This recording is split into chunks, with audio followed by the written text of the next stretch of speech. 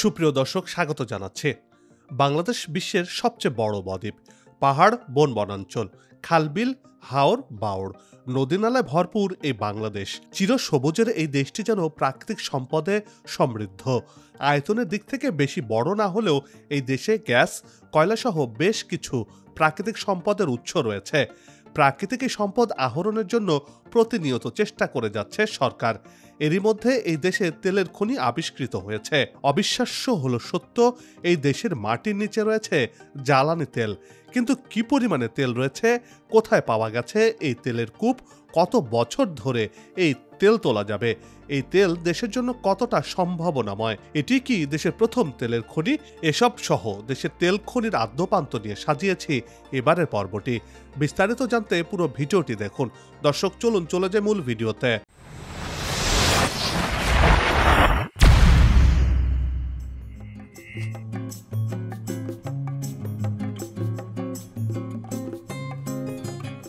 জ্বালানি তেলের ওপর ভর করে গড়ে উঠেছে আধুনিক বিশ্ব, আধুনিক অর্থনীতি। বিশ্ব শক্তির উৎসের 1/3-এরও বেশি দখল করে রেখেছে এই জ্বালানি তেল, যা অন্যান্য জ্বালানি শক্তির চেয়ে দ্বিগুণভাবে ব্যবহার করা হয়। 1859 সালে মার্কিন যুক্তরাষ্ট্রের কর্নেল ডেক প্রথম যান্ত্রিক পদ্ধতিতে তেল উত্তোলন করেন। সৌদি আরব বিশ্বের অন্যতম ধনী একটি দেশ তাদের তেল ক্ষেত্রের জন্য। অন্যদিকে ইরাক থেকে ইরান, ভেনেজুয়েলা থেকে নাইজেরিয়ার মতো তেল সমৃদ্ধ দেশগুলোতে তেলের খনি আবিষ্কারের পর থেকে উন্নতি করেছে।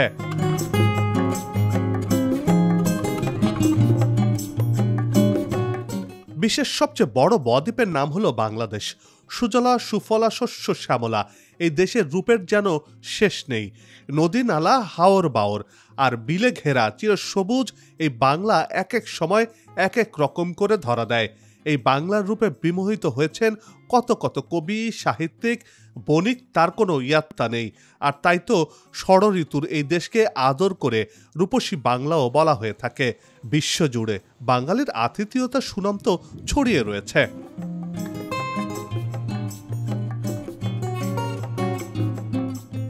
অপার সম্ভাবনাময় এই বাংলাদেশ এগিয়ে চলছে, বিশ্বজুড়ে তার ঝলক দেখছে। একসময় তলাবিহীন ঝুড়ির অপপাত ঘুচিয়ে বিশ্ব দরবারে নিজের অবস্থান পাকাপোক্ত করে চলেছে। উন্নয়নশীল দেশগুলোর মধ্যে অন্যতম দেশ হিসেবে নিজের নাম লিখিয়েছে এই বাংলাদেশ।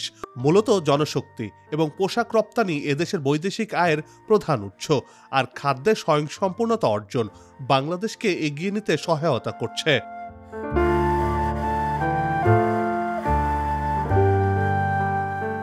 এদেশের মানুষ কঠোর পরিশ্রমী হলো খনিজ সম্পদ নির্ভর নয়। মধ্যপ্রাচ্যের মতো বাংলাদেশে অত বিশাল আকারের খনিজ সম্পদ নেই। যৎসামান্য প্রাকৃতিক গ্যাস, কয়লা, জ্বালানি তেল, চুনাপাথর, ইউরেনিয়াম, কাঁচবালি, চীনামাটি, কঠিন শিলা, পিট কয়লা, ভারী মেটাল ও লাইমস্টোনের মতো কিছু প্রাকৃতিক সম্পদ দেশের আনাচে কানাচে ছড়িয়ে ছিটিয়ে রয়েছে। দেশে নতুন নতুন গ্যাস ক্ষেত্র আবিষ্কারও হচ্ছে। আবার কয়লা থাকলেও মাটির নিচে চাপা পড়ে রয়েছে বেশিরভাগ, কেননা বেশিরভাগ কয়লাই এখনো উত্তোলন করা সম্ভব হয়নি। ফলে কয়লা আমদানি করেই চাহিদা মেটাতে হচ্ছে।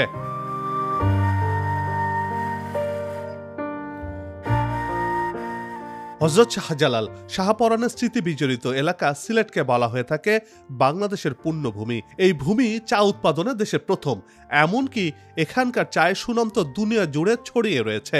পুণ্যভূমি সিলেটের প্রাকৃতিক সম্পদের ভাণ্ডার রয়েছে, যেখানে সেখানে ছড়িয়ে ছিটিয়ে রয়েছে তা। এই যেমন গ্যাসের কথাই ধরা যাক, সিলেটের মাটির নিচে যে পরিমাণ প্রাকৃতিক গ্যাস রয়েছে সারা দেশেও তার একাংশ নেই।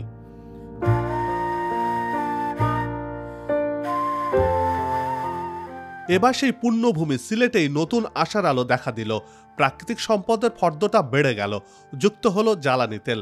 অবিশ্বাস্য হলো সত্য, সিলেটে মিলেছে জ্বালানি তেলের খনি। সিলেটের জৈন্তাপুর ও গয়েনঘাট এলাকায় এই জ্বালানি তেলের খনির সন্ধান মিলেছে, এমন তথ্য জানিয়েছেন বিদ্যুৎ, জ্বালানি ও খনিজ সম্পদ প্রতিমন্ত্রী নসরুল হামিদ।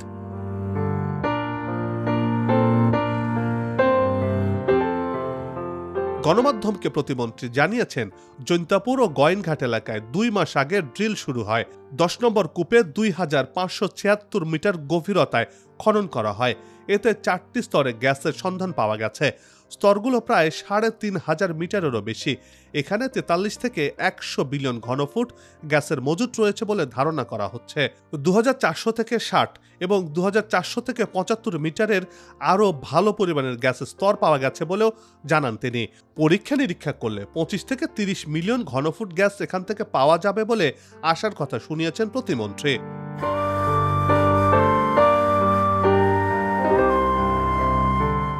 সিলেট গ্যাস ক্ষেত্রে ১০ নম্বর কূপ খনন করে প্রথম স্তরে তেলের সন্ধান পাওয়া গেছে।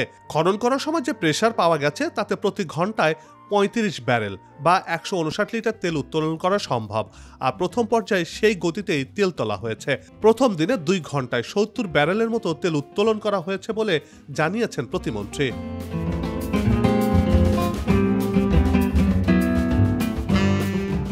বিপিসির তথ্য অনুযায়ী বছরে দেশের জ্বালানি তেলের চাহিদা প্রায় ৬৫ লাখ টন। এর প্রায় পুরোটাই আমদানি করা হয়। এতে বছরে প্রায় ১১,০০০ কোটি টাকা ব্যয় করা হয়। প্রাথমিকভাবে ধারণা করা হচ্ছে এখান থেকে দৈনিক ৫০০ থেকে ৬০০ ব্যারেল হারে তেল পাওয়া যাবে। তবে ৪ থেকে ৫ মাসের মধ্যে সম্পূর্ণ পরীক্ষা শেষে জানা যাবে এই খনিতে কি পরিমাণে তেলের মজুত রয়েছে সেই তথ্যটি।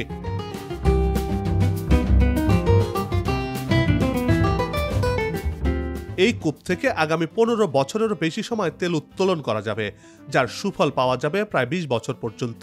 এই খনির তেলের গড় মূল্য দাঁড়াবে ৮,৫০০ কোটি টাকার মতন।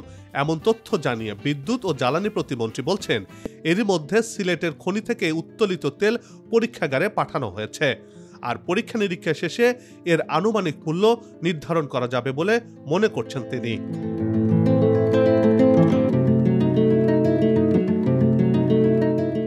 সিলেটের তামাবিল জাফলং মহাসড়কের পাশে গোয়েনঘাট উপজেলার আলীরগাঁও ইউনিয়নের বাঘের সড়ক এলাকায় অবস্থিত এই কূপটি প্রায় ৩৭ বছর আগে ১৯৮৬ সালে হরিপুরের গ্যাস ক্ষেত্র থেকে খনিজ তেলের সন্ধান মেলে।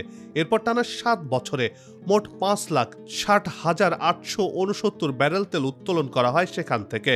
পরে ১৯৯৪ সালে কূপটির প্রবাহ বন্ধ হয়ে যায়। প্রায় ৪ দশক পর সিলেট গ্যাস ক্ষেত্র থেকে আবারও মূল্যবান খনিজ তেলের উপস্থিতি পাওয়া গেল। সেই সময়ে গ্রাভিটি এপিআই ২৭ ডিগ্রি ছিল। এবার যে তেলের মজুদ পাওয়া গেছে তার এপিআই গ্রাভিটি ২৯.৭ ডিগ্রি।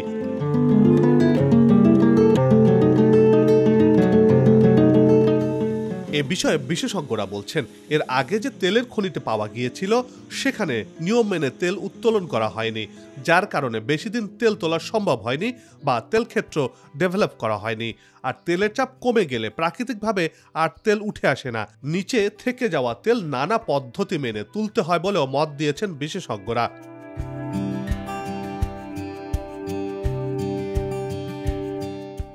এর জন্য তারা বলছেন, প্রাকৃতিকভাবে তেল বন্ধ হয়ে যাওয়া মানে হলো তেল সেখান থেকে সরে অন্য কোনো জায়গায় রিজার্ভ করেছে, তখন ভিন্নভাবে ইন্ডাকশন ওয়েল দিয়ে তেল উত্তোলন করতে হয়।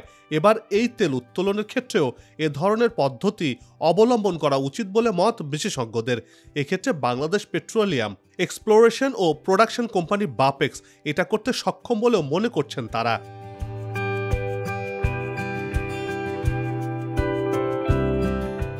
আসুক নতুন দিন, লাগু খাওয়া উন্নয়নের পালে, এমন প্রত্যাশা রেখেই পর্ব থেকে বিদায় নিচ্ছে। তবে যাবার আগে সেই একই অনুরোধ, যেখানে সেখানে ময়লা আবর্জনা ফেলবেন না, পরিবেশের ক্ষতি করবেন না, অযথা হর্ন বাজাবেন না। আপনার দেশের সৌন্দর্য রক্ষায় পোস্টার লাগানো থেকে বিরত থাকুন। চ্যানেলটিতে যদি নতুন হয়ে থাকেন আর ভিডিওটি ভালো লাগে তাহলে চ্যানেলটি সাবস্ক্রাইব করে ভালোবাসায় আবদ্ধ করবেন। ভালো লাগা না লাগার বিষয়টি কমেন্টে লিখে জানাবেন। কি ধরনের ভিডিও দেখতে চান তাও জানানোর অনুরোধ রইল। আগামীতে আবারও দেখা হবে নতুন কোনো জায়গা, তথ্য, ইতিহাস আর উন্নয়ন চিত্র নিয়ে। নিজে ভালো থাকুন, দেশকে ভালো রাখুন, আমাদের সাথেই থাকুন, দেখতে থাকুন দেশের এগিয়ে যাওয়ার চিত্র। ধন্যবাদ।